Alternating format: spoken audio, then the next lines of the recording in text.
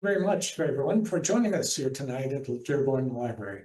We're very pleased to welcome Mr. Seth Wickersham to talk about his new book, American Kings, a biography of the quarterback. The format is we'll be talking about 45 minutes or so, and then we'll be taking questions from the audience, both online and in person. So just a couple quick just one more quick announcement. We have some great programs coming up. We have Paul Myers, Mike Myers' brother, talking about his new book on John Candy next week. And then in the following weeks, we'll be talking with Gene Beacons, that's Oscar winner Roger, and his wife James about his new book about cinematography. And then following that, we'll be talking with virtually with Rick Atkinson, who appears the famous historian, talk about his book on the American Revolution, and it's a new Ken Burns film. So please join us then. Full information on our website, dearbornlibrary.org. Now, this Seth says, I love his book is better to be feared. I just when you read, you get the feeling that it's good when it's good reporting. You're engaged. You're excited. It makes for great reading. So his book, It's Better to Be Feared: The New England Patriots Dynasty and the Pursuit of Greatness. I would very much recommend that.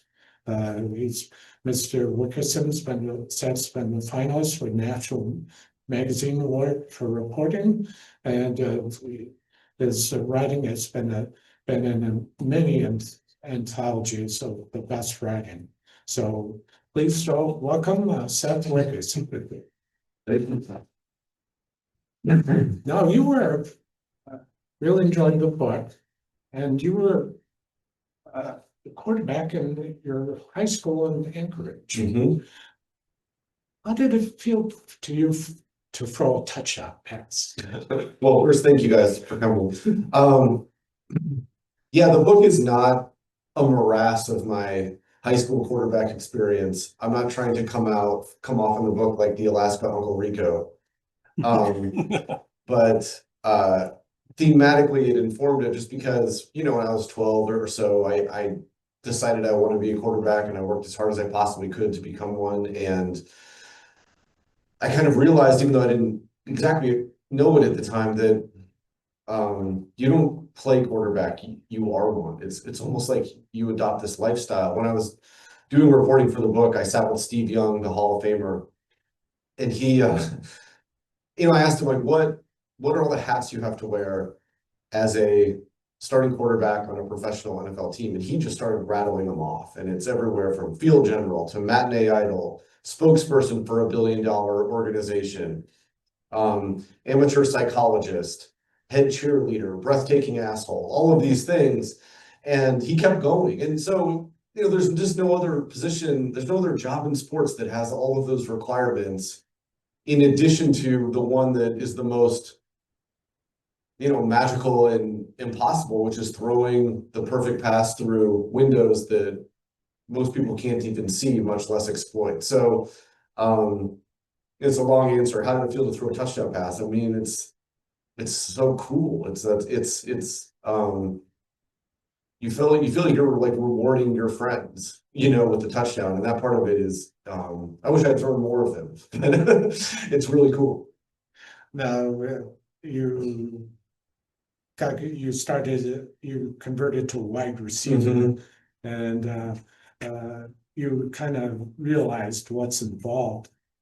Correct me if I'm wrong, in being a quarterback. So you kind of was like drifted away from it, but it's still kind of, well, I don't want to pay psychologists, but kind of stuck in your mind. It absolutely. And I've worked at ESPN for 25 years now, and I've mostly covered the NFL. And if you cover the NFL for, you cover quarterbacks. I do investigative stories, but you write about quarterbacks. And I felt like that even after all this time, after all the quarterbacks that I had written about, I felt like that there was a big story to be told that hadn't been told about the job and about those unique requirements that I spoke about those who do it and what it builds in them and what it destroys. I wanted to know how quarterback became such a celebrated American job. I wanted to know what it was like to do it in high school now and throughout history. I want to know what it was like to do it in college now and throughout history, what it was like to do it in the NFL now and throughout history. And then finally, for those who did it at the Hall of Fame level, what was it like to retire and live with this hardwiring that you had, instilled within yourself that is uniquely ill-suited for life away from football? Like, those are all the things I really wanted to explore. And I got the sense from reading it that it took a long time, not so much for obvious reasons, but it took a long time to write the book. Yeah, it was about a year, I would say total, but I started over. I did a draft of the book, and then I blew it up and started over, which I had not done with my New England Patriots book. That one was such an easier writing experience. But, again, I was trying to tell a really ambitious story. I wanted to tell what it was like to be a quarterback I was trying to tell the story of almost every quarterback through a handful of characters. And so that's what made it challenging, but hopefully made it rewarding, on the other end. Well, yeah, you talked about the families of Y.A. Tittle, Johnny Unitas, and then you also talked, like I said, with Steve Young and John Elway, to sort of get the range of experiences. Absolutely. And no, the position of quarterback wasn't always valued. I mean, I can remember, with the Lions, Barry Sanders, how he was the star of this show. How now can you talk about how quarterbacks became the star of the show? Well, yeah, it's interesting because even in the 80s, really not, but maybe for a bit, definitely in the 70s, running backs were as high as paid as quarterbacks, if not higher, and they were very valuable. But one of the surprises that I learned, I think, when I was doing the book was I expected from the moment that the forward pass was legalized in college football in 1906, I expected it to be a slow build for quarterbacks to be on this kind of lofty cultural status. And what surprised me is that it happened very quickly. There was a game where Wesleyan played at Yale in October of 1906, and Wesleyan's coach was like the Ben Johnson of the day, and he had this really elaborate play. You couldn't throw that often, even though the forward pass was legalized, but he had this really elaborate play where he had two receivers run deep as decoys, and then he had another receiver come in underneath them over the middle. And the quarterback of Wesleyan, Sam Moore, completed the pass. I think it was for 19 yards, if I remember right. And the visiting crowd at Yale stopped. It was silent. They were so in awe of what they had seen. And then they gave a standing ovation to a visiting team because of what they had seen. I thought that was fascinating because it just showed the power and the beauty and almost the instant mythology of the spiral. And, it just built after that. There was a guy named Bo McMillan in 1921 who was kind of a golden boy and a gambler, a literal gambler, not a gambler on the field. And he quarterbacked Teeny Center College in Kentucky, and they played at Harvard in 1921, and they beat Harvard. And the New York Times called it the greatest upset of the first half of the 21st century, or the 20th century. And he was retroactively awarded the Heisman. But when he came back to Kentucky after that win, they threw a huge parade for him in town. And the governor was there. The governor said in front of everybody that he wished he could trade places with him. And so it just showed that there was something odd about this job that captivated people from the very beginning. And then it just kind of kept building from there. You talk about in college football, Davey O'Brien and Sammy Baugh. In pro football, Benny Friedman, the quarterback of the New York Giants, was, one of the first football stars in that city. And then I think it hit a real big moment, and I write about this in depth in the book, in 1945, with Bob Waterfield, who was the quarterback of the Rams, and his wife, Jane Russell, who was the country's biggest pinup star at the time. I mean, they were among our first power couples. He was a captivating, brilliant athlete. He was incredibly good looking. He was a huge asshole, but they were at the center of something that was emerging in America in the 1940s. And the parties at their house that overlooked the San Fernando Valley became a sign of status if you were invited. And they invited, it was the best of Hollywood and the best of football. And you had these two kind of emerging American entertainment forces that collided at their house. And, almost like all celebrity couples, I try to take you through what fame did to their relationship, what the long hours and distance did to their relationship. And, it had it all. It had it all, from drinking to adultery to epic fights to great makeups and all these things. And I tried to just show what it was like. I thought that one of the main things I want to do with the book is not just over mythologize the quarterback, even though I called it American Kings, which of course is a funny title to have a book in 2025. But I wanted to show what the trade-offs were and what this job does to people. And so, with Bob Waterfield and Jane Russell, I had to show, what being celebrated on this level does to a couple, and even the ugly sides. With Warren Moon, I had to show just how difficult things were for him at times, and then, things he did that made it worse. Arrested in a domestic dispute with his wife, issues with women in lawsuits that have come later.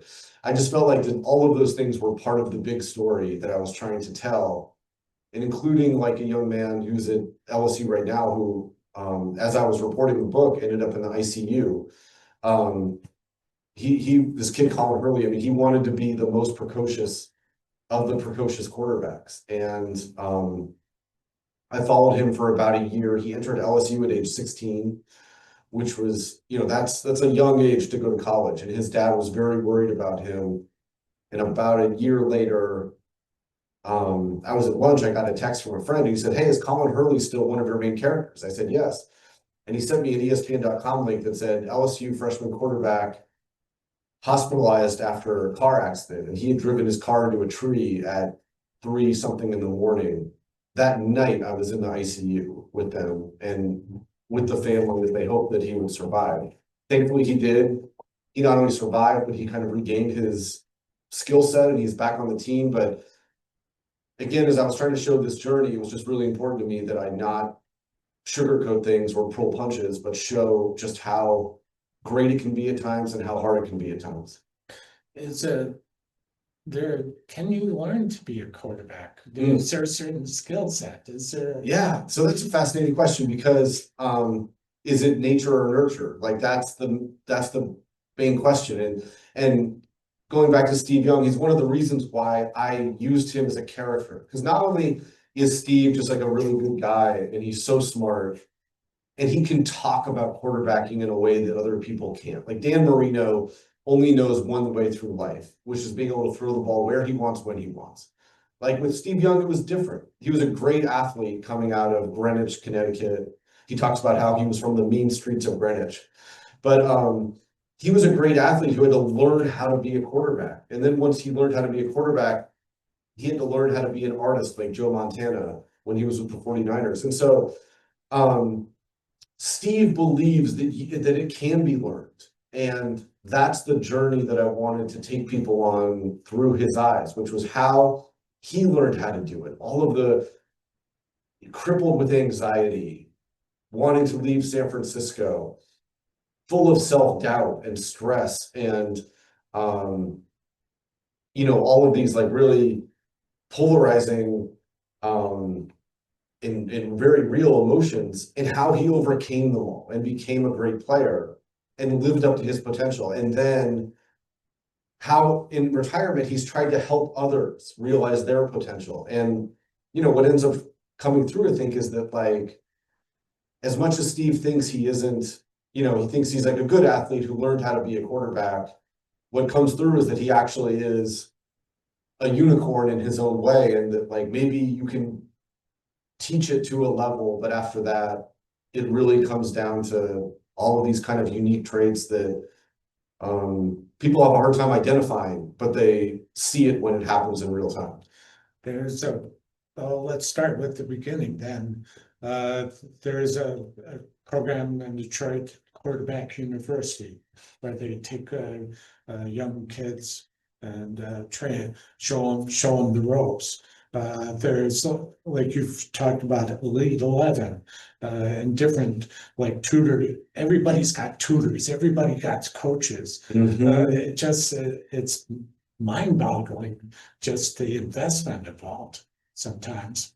And Absolutely. And then, you know, it's like there's this entire multi-million-dollar industry of teaching teenage quarterbacks how to be quarterbacks, and the quarterback guru space. And a lot of these guys are really well-meaning and trying really hard to help kids and are really smart. Others are kind of, you know, less so, and kind of you get the sense that there's a little bit of a sketchiness to them. But yeah, the quarterback circuit, you know, like that's what I wanted to experience with Colin Hurley and talk with Arch Manning to an extent in the book, which was like, what does it mean to be a high school quarterback in 2025? What do you have to do? How much does it cost? I mean, I think it can easily cost $60,000 a year.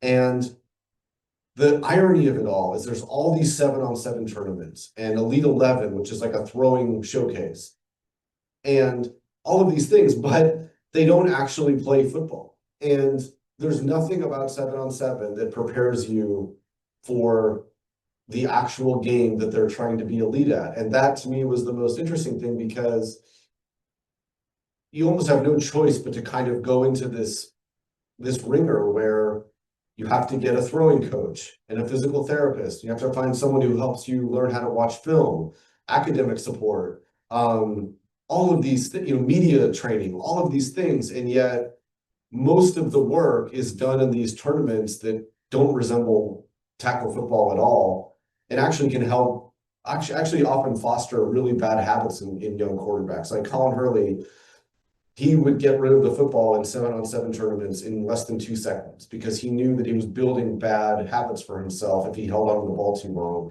And those habits would come back to bite him in the ass when he was actually playing in tackle football. But yeah, it's a fascinating circuit. And then the dads, you know, the dad is like another aspect of it, because, and moms to an extent, but like these quarterback gurus know that if they tell the dad, hey, your kid's a little special, I mean, the dad just hands over the credit card. That image of your kid on stage at the Hall of Fame with a gold jacket is so powerful that really the dads will just do anything to do their part to see it come to fruition. Well, one of the major characters in your book is Caleb Williams. He's now with the Bears, and can you talk about how his dad really worked the refs, maybe to try to influence who would draft him, and B, how he would be received. Well, yeah, I mean, I think that like we like to think that quarterbacks can solve every problem, and that's part of the mythology of the quarterback. And sometimes it looks like they can, but where a quarterback is drafted matters, and it matters so much more than we think it should. Like, there's a reason why John and Jack Elway wanted to, or did, blow up the draft in 1983, so that he could help have a little bit of agency over his team. There's a reason why Archie and Eli Manning did the same thing in 2004. And Caleb and Carl Williams thought long and hard about, you know, what can we do to give him the best chance to be the best NFL player that he can. And the Bears were picking first overall a year ago. And as the dad told me, you know, Chicago is where quarterbacks go to die. I mean, they have a horrible record when it comes to drafting, developing, coaching quarterbacks. And so he didn't want to see his son the latest in that lineage of failure. He wanted his son to have a chance to succeed. And, I take you through their process of how they looked at the draft, the options that they considered, and what ultimately they decided. And the connection between coaches and quarterbacks makes a big difference. There are several examples. I'm sorry if I can't cite them, but in your book about how just finding the right coach makes all the difference. Mm-hmm. Well, I mean, as we know with football analysts, there's this phrase called the system quarterback, which is a euphemism for they do what the coaches tell them to do, and the real brain power is on the system, not on the individual player. And so it's kind of used as like a slight, whereas like every quarterback is a system quarterback.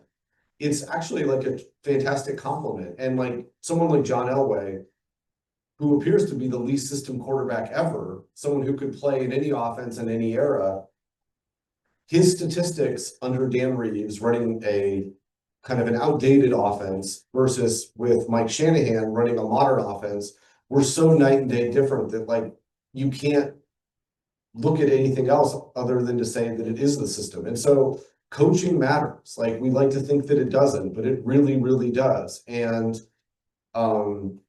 it's one of the things I think that like helped Tom Brady and Bill Belichick for so long was just that like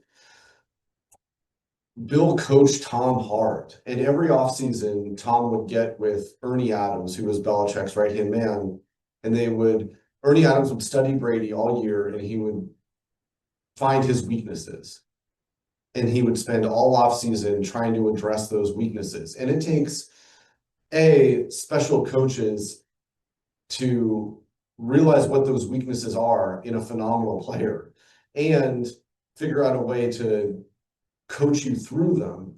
And then it also takes a phenomenal player to accept that coaching. Like a lot of players don't want to accept that level of hard coaching where, your ego gets damaged. But like, that's one of the things I think that helped those two for so long. Like Tom Brady was always a special player, but especially those early years, Belichick and his staff developed the hell out of him. And I think that he's talked about how much he owes to how well they coached him during those early years.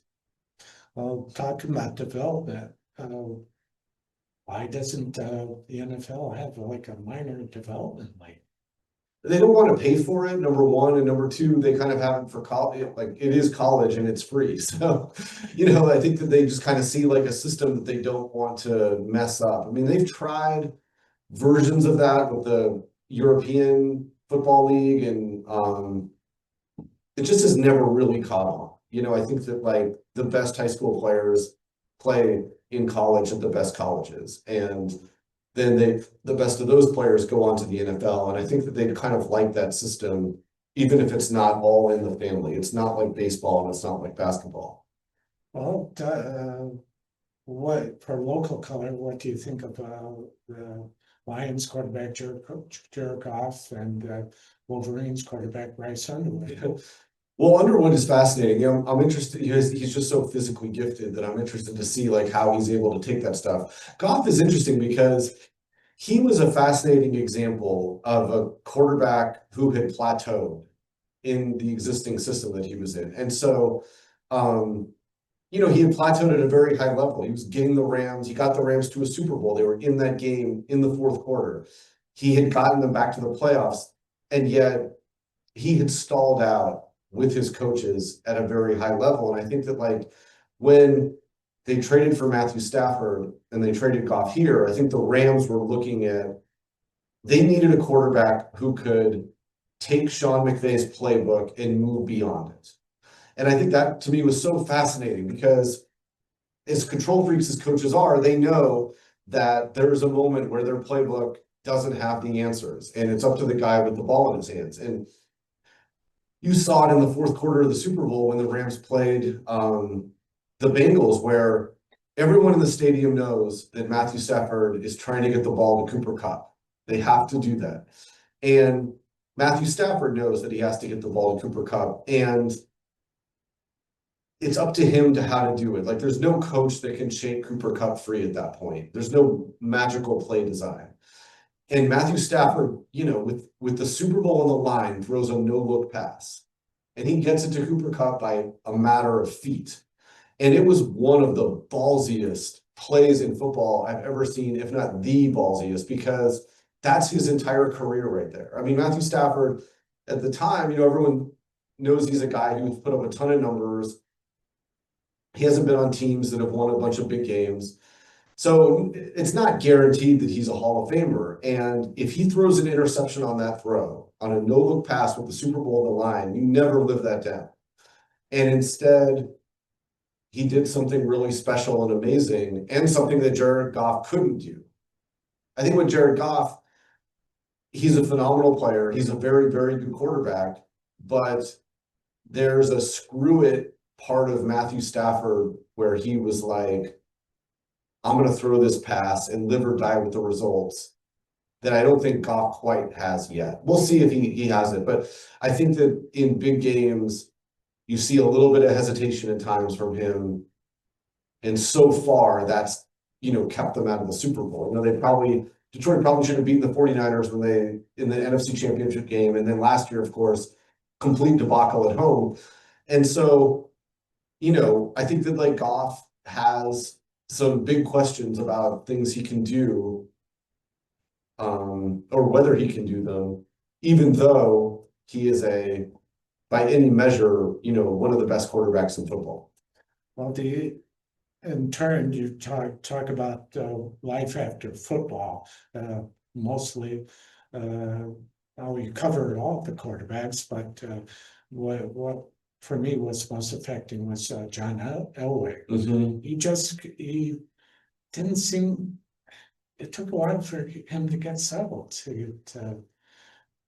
Decades, and like I think that like that's one of the things. So Elway was fascinating to me for a couple of reasons. Number one, he was my hero growing up, and he was the reason why I wanted to be a quarterback. But number two, he was the first quarterback who was number one out of high school, first pick in the draft, first ballot Hall of Fame. And to survive that winnowing, to start to live up to that pressure is fascinating to me. Like there are 16,000 starting high school quarterbacks in America at any given year. There are about 958 at the highest level of college. There's 32 in the NFL. There's 10 good ones at any given time, and there's 3 great ones at any given time. How do you go from 16,000 to 3? And what made it so interesting to me with Elway is he had to condition himself to be a certain type of person to survive that. And I think that he lost the ability to have empathy for other people in the process of doing it. And there's a moment that we talk about where his son was the starting quarterback at Cherry Creek High School in Denver, and Elway was the offensive coordinator. So imagine like all the pressure of being in Elway in Denver at quarterback, and your dad is the offensive coordinator.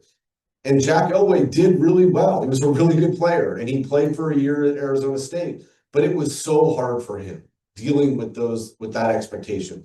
And you'd think if there's one person alive who would understand what that's like.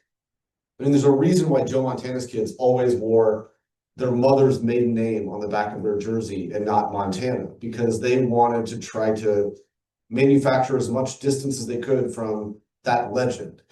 And but Elway told me, it's like he didn't care, that his son was going through this. It was one thing he could have shared with his son about how hard it is and what is it like to deal with fame and scrutiny and pressure and expectations. And he kind of just wouldn't acknowledge it with his kid. He just wanted him to go out and compete, and you live or die with the result. And it was years later that his son, almost apologized to his dad for letting him down by quitting football. And John, said, "You didn't let me down. I love you," and they were finally able to talk about that in a way that was really interesting. But Elway, at the end of the book, he's talking to me about how you get kind of warped being in that environment, and living up to the things that quarterback requires of you. Well, uh, who in the like the first year of quarterbacks, say like J.J. McCarthy, for example, or Caleb Williams, who do you think will be there years from now? I think that class looks really good, to be honest with you. I think Caleb Williams looks good. He's got a good coach. I think J.J. McCarthy will be good. I think that obviously he needs to stay healthy, but the infrastructure they have for him is really good. I think that obviously Jane Daniels had a phenomenal rookie year, one of the best ever. I think Bo Nix, he's struggling this year, but I think that he's going to make it through this. You know, they have a good group, and like it might end up being one of those drafts we look back on and we're like, you know, these guys were really, really special. You know, we'll see. Now, should young people who want to be quarterbacks, should they kind of play other sports? I totally focus. Yeah, I'd be curious what other people think, but like to me, I think specialization is a way to guarantee problems later. I think that like quarterbacks, especially young quarterbacks, they need to do something else. You know, I think that boredom sets in, burnout sets in. And I also think that there's benefits from playing sports like tennis or baseball, these other sports that have rotational aspects to them. Because one of the things we always talk about, we would watch Joe Namath and Dan Marino and John Elway and talk about their magical quick releases and just how fast their arms whipped the ball out. But what you realize is that it really wasn't that they had some sort of bionic arm motion. It was that their hips went first and their arm followed. And that's where they got all of their power from. And nowadays, one of the things I think the quarterback gurus have done really well is figuring out a way to teach that throwing style. So you see quarterbacks nowadays, they're constantly practicing hip movements.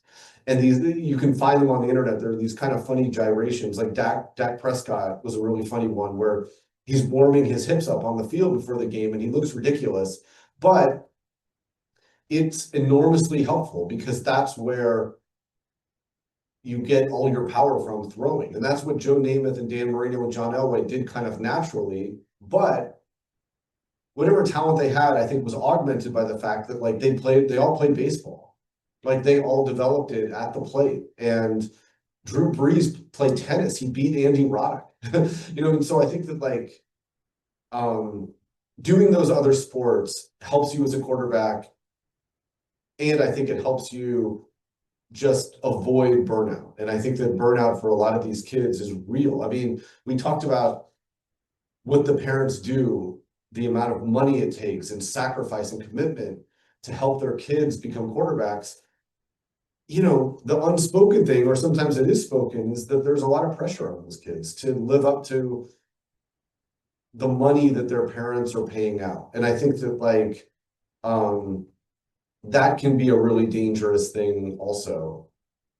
And so I think that like just the more variety that kids, you know, get to experience, I think it just helps them overall developmentally as a quarterback. Who is your favorite quarterback or family of quarterback to talk to? I mean, I learned things from all of them. I like the guys who can kind of articulate what it takes. You know, like I said earlier, someone like Steve Young, you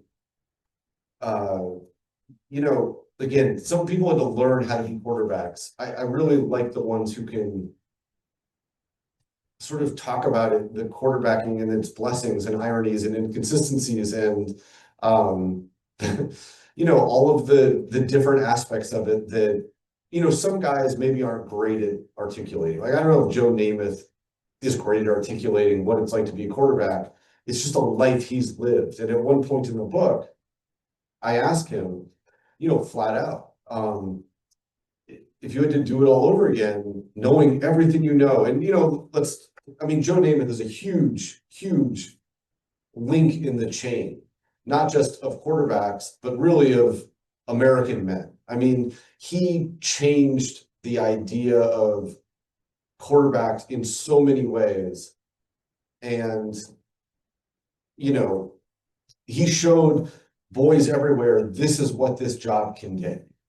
And, it can get you dates to the Academy Awards. It can get you these pantyhose commercials, you know what I mean? All of these different things, but like, this is a life that you can live if you can throw this ball well enough.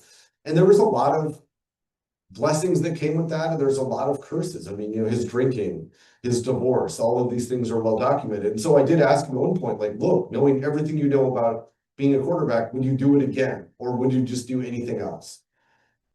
And it was funny because he kind of smiled and he said, I've never really thought about that, but thank God I'm still alive. Thank God I'm still here. That's what he said. Thank God I'm still here. Well, who do you think is in Indianapolis for real? Is Seattle for real? Is the Rams for real this year? Yeah, I don't, it's halfway through the season. There's always one of those teams that starts well and they start to trail off as the season goes on. It is really, I think one of the things that football fans don't quite appreciate about football is just how long the season is and how much energy and stamina is required to survive it. And it's hopefully something I'll write about in quite a bit of depth later on, but like just the tunnel that you enter and what it takes to go through week to week, mentally and physically, is still overlooked, I think. And so, is Seattle for real? Is Indianapolis? I don't know. I mean, I like the Rams. If you'd ask me who's the most for real out of all of those teams, I would pick the Rams because they've been through this before and they know what it takes. But any of the thing about the NFL that's still just so, you can't overemphasize it enough, is just how thin the margins are. Denver goes out and they beat the Raiders the other night 10-7. And everyone can just talk about, like, Denver wins their 8th game, tied for best in the NFL. And all anyone can talk about is how bad the Broncos are and how, they're not as good as their record is. And it's like, number one, it's so hard to win in the NFL. Number two, it's so hard to win divisional games because the opponents know each other so well. Number three, the fact that they're winning games 10-7 right now might actually bode well for them in January because it gives them something to improve on all year. Like when I wrote about the New England Patriots, I wrote about that magical year they had in 2007 where they were undefeated until the final 2 minutes of the Super Bowl. And they were just blowing teams out. I mean, they looked completely unstoppable. They were putting up 50 points on teams. And Belichick had to work so hard to keep that team motivated and to keep them on edge and to keep them humble and to make clear that they still could do a lot of things better. And it was really a fascinating, he knew that he didn't want them to peak too early. And really they did. And I think that like if they had lost a game that year, they probably would have won the Super Bowl, which is an inconsistent thing to say, but I actually think losses can reset teams in a way that blowout wins really can't. Yeah, losses happen when you're not concentrating, when you're I think that's what the Lions game against Vikings, how important, how you have to play at a certain level all the time. And you can't, it's like they're human beings, you know what I mean? But like, like I said, the talent gap in the NFL is just so slim. And, even though we grade wins for style points, and the coaches do too, to a certain extent, I think, still, I think we underappreciate just how hard it is to win a football game in the NFL. Yeah. Final question. You talk about the different hats that quarterbacks have to wear. Are they different personal qualities, maybe? Totally.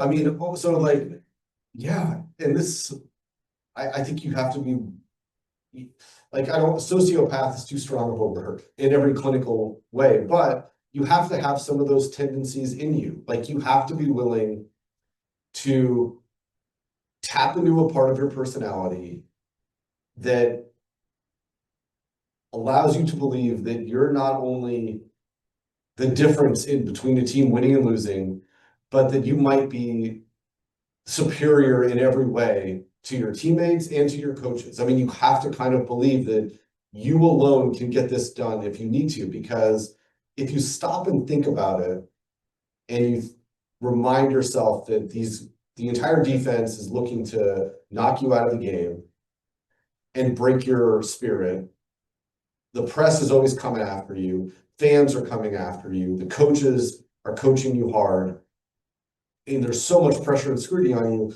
There's so many things going on that I think you have to kind of detach yourself from that and go to a dark place of your personality that tells you that you alone are gifted enough and smart enough and hardworking enough to be the difference between winning and losing. And that's a fascinating mentality. Like, even though I guess that maybe my book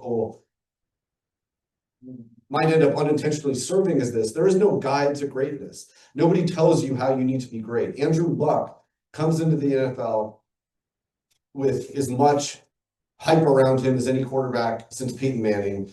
And, nobody told him this is how you become great. He had to figure it out on his own. And then when he was injured, it gave him a chance to like zoom out and look at what he had become. And he had become incredibly selfish, incredibly maniacal, incredibly spoiled, he just couldn't allow himself to concentrate on anything else except the task at hand. And it was a spectacularly unhealthy way to go through life. And I think he realized that, like, to be the husband he wanted to be and the father he wanted to be, it was not compatible with who he thought he needed to be as a quarterback. And that's one of the main reasons why he walked away, is because he didn't like who he was as a quarterback. And especially when he was an injured quarterback, he didn't like it. And I think that like that was, as much of anything, the reason why he decided to walk away from the NFL. So that's the ugly side of this. I mean, there is, it's like, what kind of personality habits do you have to have? I mean, clearly you have to be able to focus. You have to be incredibly competitive. And being competitive is kind of a euphemism for being an astoundingly sore loser and really immature at times. But, you have to have some of these things. You have to be a good studier. You have to be someone who can take data in and reflexively work off of it without stopping or slowing to think. A lot of people who are book smart often aren't great quarterbacks because they think too much. And, some of the guys it makes the people who are book smart and become great quarterbacks like Peyton Manning, Steve Young, Andrew Luck, Patrick Mahomes, some of these guys, it almost makes their accomplishments more impressive because, some of the quarterbacks who are great aren't like the brightest human beings you've ever met. And so I think that like all of these things are really fascinating, but like you have to have a level of spatial awareness, incredible confidence, insecurity and humbleness, broken in the right places, healed in the right places, and finally like just lucky to be able to, I think survive in the NFL. Oh, thank you. Let's go. You have any No, questions? no. Okay. Do you have any questions, sir? So in the era of sports science, and especially with football, our nation's most popular sport, there's more data than ever being collected. Yeah. And yet what we see is, like your analogy of kind of winnowing down to the 3 or 10 best quarterbacks. And when we see that, the quarterbacks do not always resemble the same way. The game is constantly evolving, whether it's West Coast offense, mobile quarterback. Yeah. And yet there's kind of you referenced the quarterback camp. It's a farm camp. And I imagine trying to kind of make every quarterback be the same. Are we getting too hyper specialized? For quarterbacks, should we actually step out and maybe look at 3 or 4 different traits and identify those in the younger players earlier? Yeah, that's an excellent question. And this goes back, I think, a little bit to coaching. So like, as rare as great quarterbacks are, great coaches is rare too. And I think that like not everyone knows how to scout quarterbacks, and even fewer people know how to coach them. And so first of all, it'll take a coach who can look at a quarterback's strengths, see them being different in certain areas, and figuring out a way to adapt an offense around them. And I think like very few people can do that. Andy Reid, I think, is one of those guys. And so he sees Patrick Mahomes, who is, you know, brilliant, but a little unorthodox coming out of college. And, you know, instead of saying like, hey, you're going to run the offense that Alex Smith was running in Kansas City, he changes the offense to account for what Patrick does well. And so I think that like, I would love to see people expand on the idea of what a quarterback can be, because right now we're just so, you know, they like to like look outside the box or think outside the box as much as possible. But for the most part, you know, quarterbacks haven't changed a lot. You know what I mean? I think they're quicker, but you know, Steve Young and John Elway were quick, and Warren Moon was quick, and Randall Cunningham was quick. That was in the 80s. And so, you know, I would love to see a coach develop an offense around two quarterbacks. Like that would be fascinating to me. Like what happened if a team had to defend two passers on each end of the field? And finally, I think that we're going to see a quarterback at some point that's like Wemby in the NBA, where they're just so big. And, you know, does that change the paradigm for quarterbacks? I don't know how it will or if it will, but those are the things that I look to see, you know, how this job is going to evolve. I think that like in college, like 15 years ago or so, some incredibly smart coaches developed offenses to exploit the hash marks in college. So the hash marks in college are wider than in the NFL. And so practically speaking, that means you have more room to work with on offense. And people like Mike Leach and Hal Mumme and the people who followed after them, like Cliff Kingsbury and Lincoln Riley, figured out how to create space in the college game that helped these quarterbacks put up huge numbers, phenomenal numbers, but had no, it didn't transfer to the NFL at all. And so when you talk about like how you judge quarterbacks and the sports science of it all and how you try to judge the winnowing, at this point, like you can't even look at statistics, which is one of the craziest things. I mean, that's one of the main ways we judge quarterbacks. But like the quarterback who's thrown the most touchdown passes in a season at the highest level of college football is not Dan Marino. It's not John Elway. It's not Steve Young. It's not Warren Moon. It's not Tom Brady, Peyton Manning, Eli Manning. It's Bailey Zappi. And he can barely hang on in the NFL. And so I think that like, as you look at all this stuff, how we judge quarterbacks and how we predict their ability to succeed and what metrics we look at will be really fascinating, because there is no measurement to judge how quickly a guy reacts, to see what his heart rate is in these with the ball in his hands and 2 minutes left in the game. If they can figure out some way to quantify those things, that'll be really interesting. Anything else? Can you teach that edge or being an a-hole? Like does Arch Manning have like Arch has every resource available to him through his relatives? Is that something that can be taught? I mean, I think you have to, but clearly you have to like find it within you at some point, right? I mean, you have to have it. And some guys have it in abundance, right? Like Johnny Manziel, when he was in college, you could tell he had that edge to him. You know, guys like, you know, maybe Matthew Stafford, it was a little harder to tell. And I think that like Patrick Mahomes, like it's harder to tell with him. But I think clearly you have to like be able to develop that part of your personality and tap into it. Like Tom Brady has talked about how when he sees Patrick Mahomes and Josh Allen, you know, trading jerseys after games, he just can't. It drives him nuts, because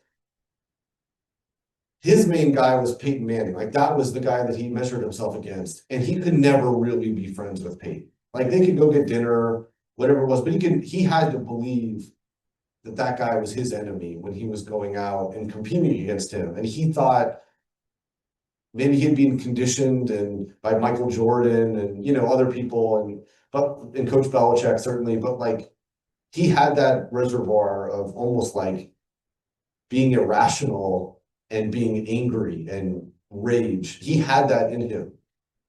And now you see guys who maybe have it, but it's expressed differently, or they turn it off faster. That's really interesting to kind of monitor going forward. Yeah, I mean, can Arch Manning be a big enough asshole to be a great quarterback? That's a great. I should have asked that question in the book.